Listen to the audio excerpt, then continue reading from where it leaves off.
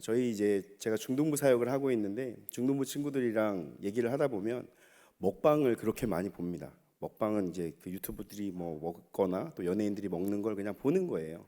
뭐 맛있는 걸 먹기도 하고 많이 먹기도 하고 뭐 여러 가지 모양들로 하는데 그런 것들을 봅니다. 그런 프로그램 중에 슬로건으로 표어로 했던 것 중에 먹어본 자가 맛을 안다 이런 표어가 있었어요. 그러니까 자기들이 다니는 음식을 먹어보고 나 이렇게 먹으면 맛있어 하면서 자기들이 맛있게 먹는 방법도 알려주고 하는 프로그램이었었는데요. 저는 이 맛보라 시즌을 준비하면서 우리 마음 가운데 하나님의 은혜를 맛본 자들이 그 맛을 안다라는 것들을 알게 되었습니다. 또 저 또한 하나님의 은혜에 감격해서 주께서 부족하지만 이런 사역의 자리를 세워주셨고 그 은혜의 맛을 더 보면서 하나님께로 나아가고 있는 삶을 살고 있습니다. 우리 모두가 이렇게 그 은혜의 맛을 보고 그 은혜에 깊어지는 삶이 될 수 있기를 예수님의 이름으로 소망합니다. 시편 34편은 다윗의 찬양시입니다. 그 표제를 보시면 다윗이 아비멜렉 앞에서 미친 채 하다가 쫓겨나서 지은 시라고 되어 있습니다. 그러니까 이 시가 지어진 배경을 설명해 주고 있는데요. 이 시의 배경이 되는 말씀이 사무엘상 21장 10절에서 15절 말씀입니다. 그 내용을 간략하게 제가 설명을 드리면 다윗이 사울의 추격을 계속 당하면서 이제 도피하던 중에 블레셋 가드의 왕 아기스에게로 가서 의탁하려고 했어요. 블레셋은 적군이잖아요. 자기가 골리앗을 죽이기도 했었던 그 적군인데 그 나라에 가서 숨어서 의탁하려고 좀 피하려고 했습니다. 근데 다윗이 왔는데 블레셋 사람들이 그 자신들의 아주 위대한 장수였던 골리앗을 죽인 그 다윗이라는 것을 알아본 거예요. 그래서 왕에게 이 사실을 말했습니다. 저 사람은 우리 장수 골리앗을 죽였던 다윗인데 어떻게 우리가 받아들이겠느냐 막 왕에게 얘기했어요. 그 얘기를 듣자 다윗은 큰 두려움에 빠졌습니다. 왜냐하면 그들에게는 자신이 큰 원수와 같은 사람이니까, 위대한 장수를 죽였던 사람이니까 혹시라도 자기를 해코지하거나 생명을 잃으면 어떡하지라는 두려움에 빠졌습니다. 그래서 그들 앞에서 갑자기 미친 사람처럼 행동하기 시작했어요. 문짝을 막 긁기도 하고 수염에 침을 질질 흘리기도 했습니다.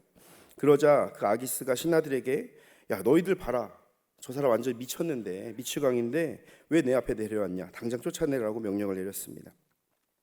다윗은 아마도 이 위기의 순간 가운데 하나님께서 주신 기지를 통해서 그 위기를 넘어갈 수 있었던 것 같습니다. 그래서 급박한 위기 속에서 자신의 기도를 응답하시고 자신을 구원하여 주신 하나님을 찬양하고 백성들을 향해 영원토록 하나님을 찬양할 것을 촉구하고 있다라는 것이죠. 34장 3절 말씀을 보면 나와 함께 여호와를 광대하시다 하며 함께 그의 이름을 높이세라고 말하고 있습니다. 그러니까 하나님께서 우리의 삶을 주관하시고 도우시는데 그 하나님을 함께 찬양하자라고 권면하고 있는 것이죠. 다윗은 자신을 구원하신 하나님을 찬양하고 나아가 이스라엘 온 백성을 향해서 하나님을 경외하는 선한 삶을 살고 하나님을 경외하는 자에게 은혜를 베풀어 주신다라는 것을 기억하게 하기 위해서 이 시를 쓴 것입니다. 오늘 말씀을 통해서 우리의 인생 가운데도 하나님께서 역사하시고 그 은혜로 도우시는 것들을 경험하고 또 그것들을 맛보는 삶이 되기를 축복합니다. 나아가 우리의 삶에 채워주신 은혜가 그 은혜 가운데 머물지 아니하고 더욱더 깊어지는 삶으로 나아갈 수 있기를 예수님의 이름으로 축복합니다. 그러기 위해서 첫 번째로 하나님의 선하심을 맛보십시오. 다윗은 하나님의 은혜를 맛보는 삶을 살았습니다. 그래서 이스라엘 백성들에게 8절에 이렇게 고백하고 있어요. 너희는 여호와의 선하심을 맛보아 알지어다. 그에게 피하는 자는 복이 있도다 라고 권면하고 있습니다. 여기서 말하는 선하심, 이것은 히브리어로 토브라고 합니다. 토브라는 단어는 모든 좋은 것, 친절함, 행복함 이런 의미를 갖고 있어요. 근데 이 더 넓은 의미로 볼 때에는 생명에 유익한 모든 것이라고 말할 수가 있습니다. 그렇다면 하나님의 선하심을 맛본다, 이것은 하나님께서 우리의 삶 가운데 유익하게 해주시는 모든 것들을 맛본다라는 것입니다. 나를 향한 하나님의 선하심을 생각하고 그것을 깨닫고 묵상할 때 우리는 하나님의 선하심을 경험하고 맛보게 된다는 것이죠. 맛을 본다는 것은 어떤 의미냐면 어떤 음식을 먹음으로써 그 맛을 분별하고 감지한다는 의미입니다. 다윗은 사람이 음식을 먹으면 그 음식에 대해서 알게 되는 것처럼 하나님의 선하심을 구체적으로 경험하고 깨달아야 한다고 권면한다는 것입니다. 식당에 가셔서 된장찌개를 딱 떠먹었어요. 그러면 대충 아시죠 이제? 여기 계신 분들은 다 고수시니까 이거 멸치육수 썼네, 야 이건 뭐가 들어갔어, 야 이거 차돌박이래, 야 맛있는데, 이렇게 딱 떠먹어만 봐도 알아요. 그죠? 그 맛을 본 경험이 있기 때문에 된장찌개를 한 숟갈만 떠먹어봐도 그 맛이 어떻게 되어졌다는 걸 압니다. 하나님의 은혜를 맛본다는 것은 이런 것이에요. 나의 삶 가운데 채워주셨던 그 하나님의 은혜가 하나하나 내 삶 가운데 경험되어져서 그 하나님의 은혜의 자리 가운데 내가 나아갔을 때, 하나님이 나에게 부어주신 은혜를 경험했을 때, 이게 하나님의 은혜구나라고 바로 깨닫게 되는 것, 그것이 하나님의 은혜를 맛본 삶이라고 말할 수 있는 것입니다. 제가 중등부를 사역하면서 우리 아이들과 작년에 제일 많이 먹은 것이 마라탕하고 탕후루예요. 네. 요즘 애들은 합쳐가지고 마라탕후루라고 부르거든요. 마라탕후루. 그러니까 마라탕을 먹으면 탕후루는 그냥 먹는 거예요. 같이 붙어가지고 이렇게 먹게 됩니다. 마라탕은 약간 얼얼하고 특이한 향에 중독이 되는 것 같고요. 탕후루는 아주 달달하고 씹을 때 그 설탕이 깨지면서 아삭해지는 그 식감 때문에 아이들이 굉장히 좋아합니다. 또 문화적으로 봤을 때는 인생 네컷이라고 그래서 그 아이들과 함께 이제 뭐 이런 가발도 쓰기도 하고 선글라스도 쓰고 그 사진을 찍는 거예요. 사진을 찍고 그 사진을 공유하게 됩니다. 뭔가 이렇게 그런 트렌드들을 경험해 가면서 아이들과 함께 그들의 문화를 맛보고 그들의 또 좋아하는 음식도 맛보고 함께 하면서 그들이 좋아하는 것들을 저도 이해할 수 있게 되었어요. 우리가 뭔가 경험을 통해서 그것을 이해할 수 있고 알게 되는 것처럼 하나님의 은혜를 맛보는 것도 우리가 하나님을 경험하고 하나님의 은혜를 깨닫고 그것을 누림을 통해서 우리는 계속적으로 그 은혜를 사모하게 된다는 것입니다. 우리 중등부 친구들한테 물어보면 뭐 열의 9은 마라탕이에요. 그냥 물어보면 마라탕, 그냥 마라탕입니다. 이해가 안 돼요. 근데 마라탕이 좋대요. 그리고 심지어 가면 자기는 매운맛도 못 먹어서 그냥 하얀 국물을 먹습니다. 그런데도 마라탕을 굳이 먹어야겠다고 얘기해요. 그것은 그들이 그 맛을 너무나 사모하고 좋아하는 거예요. 그와 똑같은 거죠. 우리가 하나님의 은혜를 맛본다는 것은, 그리고 그 은혜 가운데 깊이 나아간다는 것은 그것을 먹음으로써, 하나님의 은혜를 맛봄으로써 더 하나님의 은혜를 다시 맛보기를 원하고 또 경험하기 원하는 갈급함이 생겨난다라는 것이죠. 어떤 행위를 통해서 좋은 것을 느끼면, 행복함을 느끼면 그것을 또 하고 싶어 합니다. 아주 지극히 기본적이라고 할 수 있는 먹는 것에 있어서도 우리는 또 먹고 싶고 또 먹고 싶은 마음들이 들어요. 그런데 하나님의 은혜가 우리의 삶 가운데 채워지고 하나님의 역사를 경험하고 하나님의 선하심을 맛보게 되면 우리는 계속 그것을 맛보고 싶어진다는 것입니다. 그래서 기도의 맛을 본 사람은 기도하게 되는 겁니다. 찬양의 맛을 보면 어떻게 합니까? 찬양하게 되는 거예요. 전도의 맛을 보면 전도하게 됩니다. 봉사의 맛을 보면 봉사하게 되는 거예요. 하나님의 크신 사랑을 경험하면 어떻게 됩니까? 나도 사랑하며 살아가게 되는 것입니다. 이것이 우리의 삶 가운데 일어나는 깊어지는 은혜이며 하나님의 선하심을 맛보는 삶이다라는 거예요. 우리가 코로나 시기를 지나면서 가장 많이 부른 찬양, 사실 우리 교회뿐만 아니라 한국 교회가 가장 많이 부른 찬양을 꼽으라고 하면 은혜라는 찬양이 있습니다. 손경민 목사님이 작곡하신 은혜라는 찬양인데요. 이 찬양이 나온 지가 한 3년 정도 됐더라고요.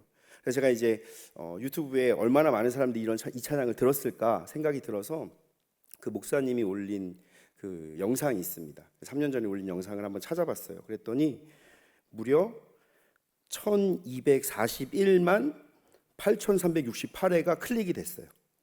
1000만이 넘었더라고요. 저는 한 몇백만 했어도 대단하다 이랬는데 1200만이 넘었더라고요.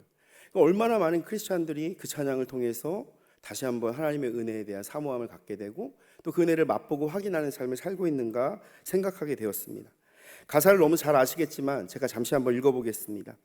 내가 누려왔던 모든 것들이, 내가 지나왔던 모든 시간이, 내가 걸어왔던 모든 순간이 당연한 것 아니라 은혜였소. 아침 해가 뜨고 저녁의 노을, 봄의 꽃향기와 가을의 열매, 변하는 계절의 모든 순간이 당연한 것 아니라 은혜였소. 내가 이 땅에 태어나 사는 것, 어린아이 시절과 지금까지 숨을 쉬며 살고 꿈을 꾸는 것 당연한 것이 아니라 은혜였소. 내가 하나님의 자녀가 된 것, 오늘 찬양하고 예배할 수 있는 것, 복음을 전할 수 있는 축복이 당연한 것이 아니라 은혜였소. 이것은 우리가 맛보는 은혜를 너무나 세밀하게 잘 보여주고 있습니다. 어떨 때 우리는 은혜라고 하면 하나님의 놀라운 역사와 내 삶의 기적과 같은 변화를 기대합니다. 때로는 그렇게 하나님이 역사하십니다. 그런데 우리의 삶을 잘 돌아보면 모든 것 가운데 하나님의 은혜가 닿지 않는 곳이 없다는 거예요. 하나님의 손길이 우리의 삶 가운데 항상 함께 하신다는 것입니다. 그래서 그 은혜는 돌아보기만 하면, 내 삶을 주위를 둘러보기만 하면 찾을 수 있다는 것이죠. 하나님께서 나에게 베풀어 주신 것들을 맛보고 누리면서 나에게 베풀어 주신 하나님의 은혜를 고백하게 되는 것입니다. 이 은혜라는 찬양을 부를 때마다 하나님의 이 은혜가 얼마나 신실하게 우리 가운데 있는가를 알게 됩니다. 지금 무심천에 가면 벚꽃이 만개를 했어요. 오늘 아침에 비가 와서 좀 떨어질지 모르겠는데 어제도 길에 사람이 굉장히 많이 있더라고요. 저도 딸을 데리고 잠깐 가서 꽃구경을 하고 왔는데요. 그때가 되면 어김없이 꽃이 피죠. 우리의 삶에 어려움이 다가오면 어김없이 하나님의 도우심이 함께하는 거예요. 하나님 그렇게 신실하게 역사하시는 분이에요. 그것을 바라보면서 하나님의 은혜를 맛볼 수 있게 되는 거예요. 내 삶이 때로는 고통과 어려움 가운데, 좌절과 낙심 가운데, 깊은 절망 가운데 빠졌을 때, 그때에도 우리가 다시 힘을 얻을 수 있는 것이 우리가 맛보았던 그 선하신 하나님, 그 하나님의 은혜가 변함없이 우리 가운데 함께할 것을 믿기 때문인 줄 믿습니다. 우리 모두가 그렇게 하나님의 은혜에 대해서 경험한 그것을 사모하고 더 깊은 곳으로 나아가길 갈망할 때 하나님께서 부어주시는 은혜가 우리의 삶 가운데 충만하게 될 줄로 믿습니다. 오늘 이 시를 지은 다윗도 마찬가지입니다. 다윗은 목동으로 그 삶이 표현돼서 시작되었어요.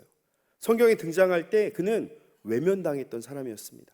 사무엘이 자기 아버지의 집에 와서 형제들에게 왕을 세울 그 왕 후보감들을 보고 있는 그 자리 가운데서 다윗은 소외됐던 아들이었어요. 그랬던 다윗이 그가 골리앗을 물리치고 또 이스라엘 장군이 되고 이스라엘 왕까지 세움을 받았습니다. 다윗이 이렇게 이스라엘 왕이 될 수 있었던 것은 그의 삶에 역사하시는 하나님의 선하심이 함께했고 그것을 그는 맛보는 자였기 때문이라는 거예요. 다윗은 하나님의 선하심을 날마다 맛보며 살아가던 자였습니다. 그것을 일례로 보여주는 것이 바로 골리앗과의 싸움이에요. 다윗이 아버지의 심부름으로 형들에게 곡식과 또 떡을 전해주려고 갔습니다. 그런데 하나님과 이스라엘을 조롱하는 골리앗을 보게 된 거예요. 그러자 다윗은 하나님을 모욕하는 골리앗을 향한 거룩한 분노가 일어났습니다. 그리고 골리앗과 싸우겠다고 자청했어요. 다윗이 싸우겠다고 하니까 그동안 겁에 질려서 아무도 나서지 못해서 전전긍긍하던 사울이 빨리 다윗을 데려오게 했습니다. 근데 눈앞에 온 건 누구예요? 앳된 소년이에요. 그리고 나서 다윗에게 이렇게 말합니다. 내가 가서 저 블레셋 사람과 싸울 수 없다. 너는 소년이고 그는 어려서부터 용사였다. 야, 너가 봐라. 저 골리앗이랑 너랑 게임이 되겠느냐?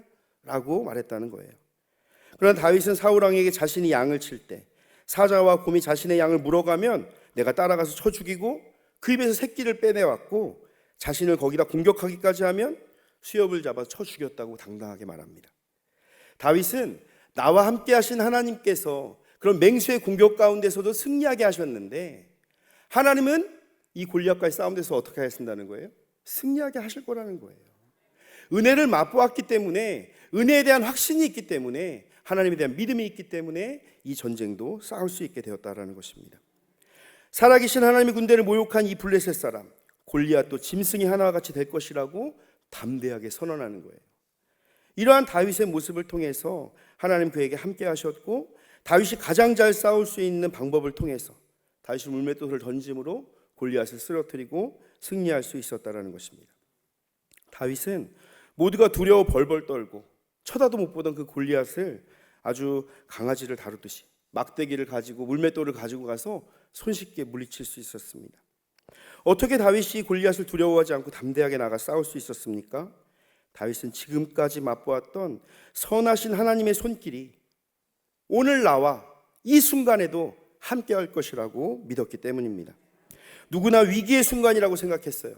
이제는 포기해야 될 때라고 생각했습니다. 그런데 다윗은 하나님의 선하심과 역사하심을 맛볼 순간이다 라고 보았다는 것이에요. 이것이 믿음으로 바라보는 자의 삶이라는 것입니다. 하나님의 은혜를 이미 맛본 사람은 앞으로도 맛볼 은혜가 있다는 것을 알고 있다는 것입니다. 우리 성도님들의 삶 가운데 하나님이 채워주신 은혜가 분명히 있을 줄 믿습니다.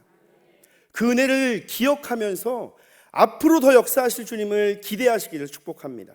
하나님께서 우리의 삶 가운데 역사하시고 그 은혜를 사모하는 자 가운데 더 풍성한 은혜로 채워 주실 것이기 때문입니다.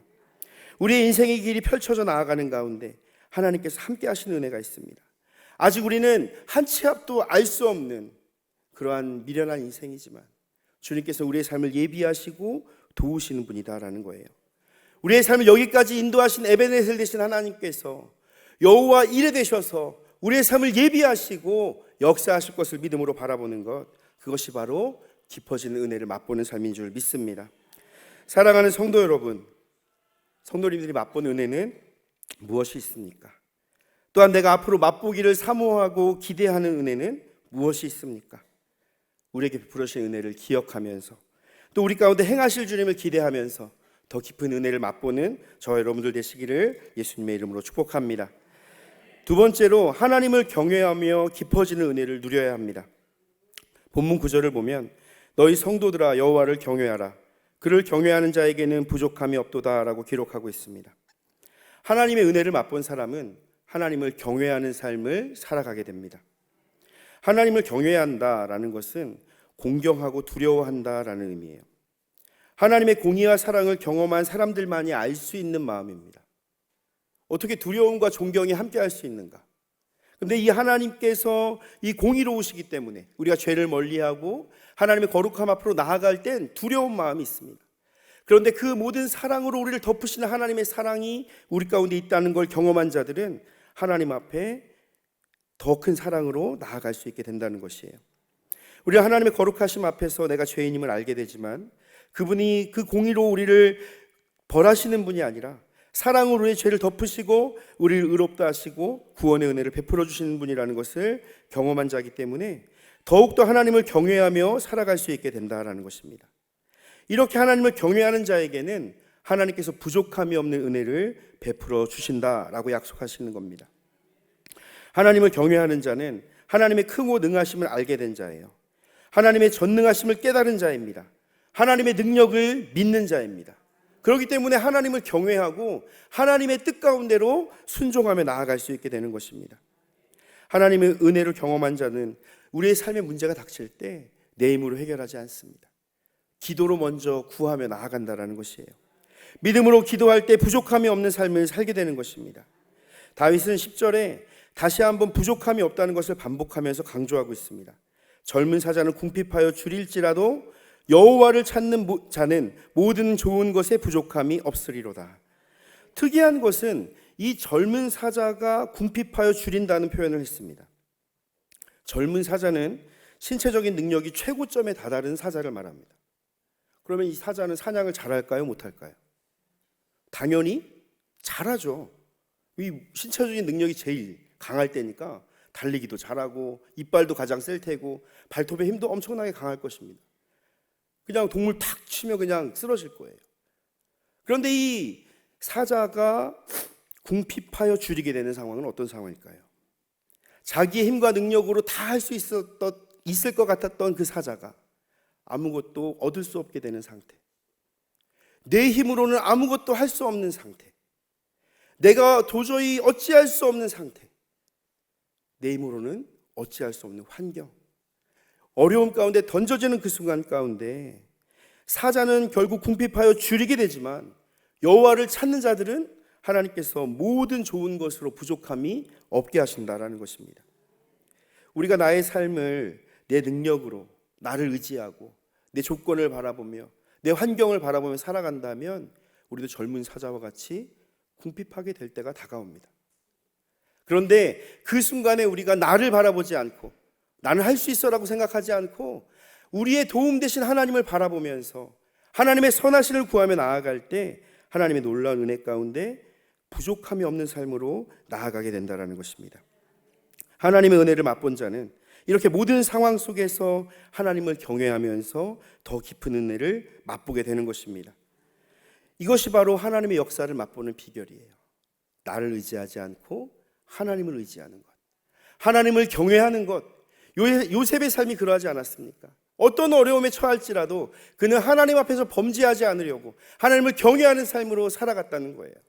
그랬더니 하나님이 그의 삶을 세워주셨다는 것이죠. 다윗은 그래서 여호와를 찾는 자는 모든 좋은 것에 부족함이 없을 것이라고 말하면서 우리가 하나님 앞으로 나아가야 함을 말하고 있습니다. 여호와를 찾는다는 건 무엇일까요? 기도하며 하나님께 나아가라는 것입니다. 하나님께 친밀함을 쌓아가라는 것이에요.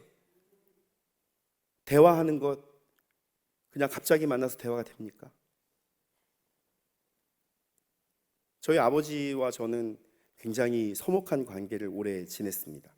사춘기를 지나가면서 아버지랑 대화를 해본 기억이 거의 없었던 것 같습니다. 이제 부모님 장사를 하셔서 늦게 오시기도 했는데요.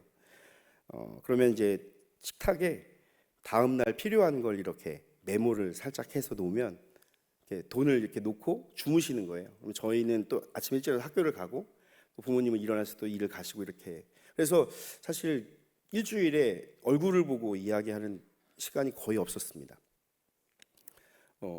그러다 보니까 아버지랑 뭔가 대화를 하면 저도 이제 크고 나니까 이제 서로 의견이 충돌돼서 자꾸 싸우게 되는 거예요. 그리고 아버지랑 뭐 대화를 하고 나면 기분이 항상 안 좋아요. 진짜 하나도 모른다고, 이해를 못 하신다 막 이러면서 계속 막 마음 가운데 그런 생각이 드는 거예요. 근데 제가 좀 철이 들고 아버지와 대화를 하려고 노력하고 아버지의 마음을 이해할 수 있게 되면서부터 아버지와 이제 관계가 좀 잘 회복돼서 잘 지낼 수 있게 되었습니다. 하나님과 우리의 관계가 때로는 그렇지 않은가라는 생각들을 해보게 됩니다. 하나님과 친하십니까? 기도하고 나면 왜 응답도 안 해줘, 진짜 하나님 왜 이러시 이런 마음 들지 않으세요? 그러시면 안 됩니다. 우리가 갑자기 얘기하잖아요. 대화가 잘 안 돼요. 그죠? 갑자기 얘기하는데 그게 뭐 대화가 잘 되겠습니까? 우리가 하나님을 찾는다는 것은 삶의 매 순간순간 어떤 일이든 얘기하는 거예요. 저희 아내는 이제 딸이 셋인 집에 살았거든요. 자라왔습니다. 그래서 엄마랑 엄청나게 많은 얘기를 합니다. 그래서 제가 저희 어머니랑 전화 통화하는 거 듣고서 많이 놀랐었어요. 엄마, 전화할게. 이렇게 끊었습니다. 아들 두신 분들은 이해하시죠? 그렇게 전화를 하게 되더라고요. 아내가 엄마 오랜만에 전화하는데 얘기 좀 하지 왜 안 하냐고.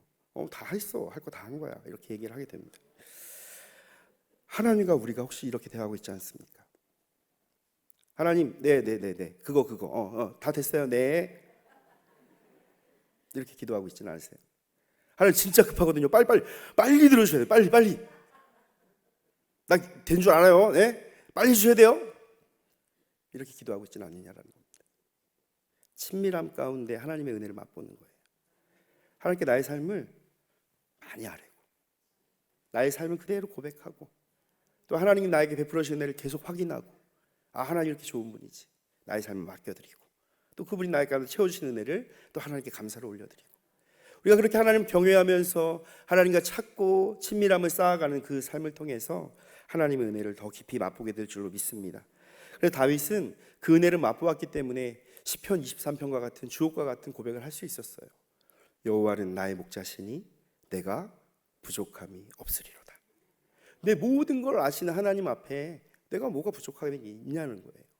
우리의 모든 삶이 그렇게 하나님을 경외함으로 깊어지는 은혜를 누리는 복된 삶이 되기를 소망합니다. 마지막 세 번째로 하나님을 경외하는 삶을 사시기를 축복합니다. 다윗은 이스라엘 왕으로서 하나님이 진정한 왕이심을 믿는 자였어요. 그래서 이스라엘의 영적인 지도자로서 백성들을 향해 여호와를 경외함을 가르친다고 선언합니다. 본문 11절을 보면 이제 다윗이 백성들을 향하여 이야기하는 것이 나옵니다. 너희 자녀들아 와서 내 말을 들으라. 내가 여호와를 경외하는 법을 너희에게 가르치리로다. 다윗이 이스라엘 백성들을 향해서 너희들에게 여호와를 경외하는 법을 가르치겠다고 말하고 있는 것입니다. 다윗은 하나님을 경외하는 삶을 통해서 부족함이 없는 삶을 계속 맛보고 있었어요. 그렇기 때문에 우리 모든 이스라엘 백성들이 여호와를 경외하는 삶을 산다면 그들의 모든 삶 가운데도 여호와 하나님의 도우심과 채우심이 함께할 것이라는 것을 믿었던 것입니다. 본문에서 사용된 가르치리로다라는 단어는 배우다, 단련하다, 숙달하다 이런 의미가 있습니다. 이 단어가 미완료형으로 사용돼서 아직 완성되지 않았다라는 뜻으로 계속 지속된다라는 의미로 사용되었습니다. 그러니까 우리가 이 다윗이 선언하는 것은 너희들에게 계속적으로 여호와를 경외하는 법을 가르치겠다 이런 것이에요. 우리 모든 그리스도인에게도 이 말씀이 동일하게 적용됩니다. 우리는 하나님을 경외하는 법을 계속 배워가는 거예요. 계속 단련되고 숙달되고 지속적으로 노력하며 살아야 된다는 것입니다. 하나님과 친밀함을 쌓아가는 것, 필요에 의해서만 하는 건 아니라고 했습니다. 계속적으로 하나님과 쌓아가는 거예요. 계속 하나님 앞으로 나아가는 것입니다. 그렇게 살아갈 때 우리가 하나님과 함께하는 삶 가운데 놀라운 축복이 우리의 삶 가운데 나타납니다. 다윗은 그래서 이스라엘 백성들에게 하나님을 경외하는 삶을 위해 노력해야 될 것을 13절과 14절에 설명하고 있습니다. 우리 다 같이 한번 읽겠습니다. 13절과 14절입니다. 시작. 내 혀를 악에서 금하며 내 입술을 거짓말에서 금할지어다. 악을 버리고 선을 행하며 화평을 찾아 따를지어다. 아멘. 13절을 보니까 혀와 입에서 악을 금해야 된다라고 말합니다. 성경은 지속적으로 혀를 다스려야 함을 우리에게 경고하고 있어요. 왜냐하면 혀에서 악을 금해야 하는 이유는 다른 모든 행동들보다 가장 먼저 시작되는 죄의 출발점이 되기 때문입니다. 반대로 말한다면 혀와 입을 다스릴 수 있다면 삶의 전 영역에서 선하고 아름다운 삶을 살게 될 것이라는 거예요. 그렇기 때문에 우리는 누군가를 비방하고 시기하고 수군거리게 만드는 유혹을 멀리해야 합니다. 우리의 혀와 입술로 짓게 되는 모든 죄악들을 멀리해야 된다는 거예요. 주님의 축복의 언어로 우리의 혀와 입술을 채울 때 하나님의 축복을 누리게 되는 것입니다. 둘째로 악을 버리고 선을 행해야 하고 화평을 찾아 따라야 합니다. 14절은 악을 버리라는 하나의 명령과 선을 행하며 화평을 찾아 따르라 라는 명령으로 나눌 수 있습니다. 우리는 먼저 악을 버려야 돼요. 우리의 삶 가운데 있는 죄의 습성들, 내 아직 남아있는 죄의 모습들을 완전히 끊어낼 수 있도록 악을 제거해야 한다는 것입니다. 그리고 우리의 마음과 생각, 말과 행동에 나타나는 모든 악의 모습들을 끊어내야 합니다. 그리고 적극적으로 선을 행하고 화평을 찾고 화평을 따라가는 삶을 살아야 된다는 것입니다. 우리가 악을 버린 삶의 모습에 하나님이 기뻐하실 선한 행실로 가득 채워가야 된다는 것이에요. 그것이 화평을 찾고 따르는 삶이 된다는 것입니다. 이것이 하나님을 경외하는 자의 삶이에요. 저는 우리 모두가 하나님이 기뻐하시는 말과 또 우리의 삶의 행동 가운데 악이 사라지고 오직 하나님이 기뻐하신 삶의 모습들로 열매 맺기를 소망합니다. 우리가 하나님을 경외한다는 걸 어떻게 확인할 수 있습니까? 우리의 삶의 모습으로 알 수밖에 없는 거예요. 예수님께서는 마태복음 7장 16절에서 18절에 그들의 열매로 그들을 알지니 가시나무에서 포도를 또는 엉겅퀴에서 무화과를 따겠느냐? 이와 같이 좋은 나무마다 아름다운 열매를 맺고 못된 나무가 나쁜 열매를 맺나니 좋은 나무가 나쁜 열매를 맺을 수 없고 못된 나무가 아름다운 열매를 맺을 수 없느니라 라고 말씀하셨습니다. 우리가 하나님을 경외하고 하나님 뜻 가운데 우리 육신을 쳐서 복종하며 주님의 뜻 가운데로 살아가기를 결단하고 노력할 때 우리는 삶에 나타나는 행실이 변화되고 성숙할 수밖에 없다는 것입니다. 우리가 그렇게 드러나는 삶의 모습들을 통해서 더욱더 하나님을 경외하는 자로 이 땅을 살아갈 수 있기를 소망합니다. 저희 중등부에서는 새 학기를 시작하면 그 한 학기 동안 중보기도 해야 되는 제목들을 항상 나눕니다. 작년에 이제 제가 처음 아이들과 1학기를 시작하면서 기도 제목을 나눌 때는 아이들이 이제 그런 훈련들이 좀 잘 안 돼 있어서 그런지 기도 제목이 다 그런 거였어요. 시험 잘 보게 해주세요. 가족 건강하게 해주세요. 다 짰나 봐요. 다 이것만 썼어요. 네, 그래가지고 마음으로는 우리 아이들이 좀 시장이 성장해서 좀 다양한 기도 제목도 얘기하고 혹은 부모님의 구원도 얘기하고 또 여러 가지 것들이 좀 기도에 담겼으면 좋겠다 이런 마음이 있었습니다. 그러면서 1년을 열심히 사역하면서 함께 아이들과 은혜도 받고 예배도 드리고 수련회나 여러 집회들을 통해서 함께 신앙을 다져왔어요. 그리고 올해 새 학기를 시작하면서 또 기도 제목을 받았습니다. 그런데 1년 만에 우리 아이들이 성장한 게 너무너무 그 제목 속에서 느껴지는 거예요. 제가 잠깐 읽어보겠습니다. 하나님을 찬양하는 재능이 성장하게 해주세요. 시험에 대한 부담이 있지만 최선을 다해 노력하게 해주세요. 내가 예수님을 사랑하는 사람으로 보이는지 고민이 됩니다. 예수님을 닮아 살아가게 해주세요. 성령의 지혜를 주세요. 주님과 가까워지고 깊게 만나고 믿음이 성장하게 해주세요. 라는 제목들이 보였어요. 우리 아이들이 그렇게 자라가고 있습니다. 그런데 이 자람이 학생 때만 있는 게 아니더라는 거예요. 우리는 범사에 그에게까지 자라가야 되는 사람들입니다. 하나님의 선하심을 맛본 자는 성장이 멈추는 게 아니에요. 예수 그리스도에까지 계속 자라가야 돼요. 우리의 신앙의 삶의 모습이 이 정도면 됐지, 나는 이 정도나 했어 라고 멈춰지는 것이 아니라 계속 주님을 향해 나아가야 된다는 것입니다. 그래서 때때로 우리가 멈춰 있다면, 나의 삶이 그냥 익숙함에 젖어 있다면 다시 한번 주님을 경외하는 삶으로, 주님을 더욱더 닮아가는 삶을 결단하면서 오늘 함께 나아갈 수 있는 저와 여러분들 되기를 소망합니다. 사랑하는 성도 여러분, 우리는 하나님을 바라보며 하나님을 경외하는 자로 살아갈 때 하나님의 선하심을 맛보게 됩니다. 하나님께서 우리 가운데 베풀어 주신 은혜를 날마다 되새기며 또 주님께서 예비하신 그 은혜를 사모하시기를 축복합니다. 그로 말미암아 더욱더 깊어지는 은혜 가운데 하나님의 놀라운 축복의 자리를 경험하고 우리의 삶을 채우시는 주님과 더욱더 친밀함을 쌓아가며 범사에 주님께까지 자라갈 수 있는 저 여러분들 되시기를 예수님의 이름으로 축원을 드립니다. 이 시간 함께 한번 기도하시겠습니다. 이동안 기도하실 때 말씀을 기억하시면서 주님, 내가 더욱더 깊어지는 은혜를 맛보기를 원합니다. 주님의 은혜 가운데 살아가기를 원합니다. 내가 주님과 친밀함으로 나아가게 하시고 주님의 은혜 가운데 영광을 나타내는 열매 맺는 삶이 되게 하여 달라고 우리 주님의 이름 3번 간절히 부르신 후에 합심으로 기도하겠습니다. 주여!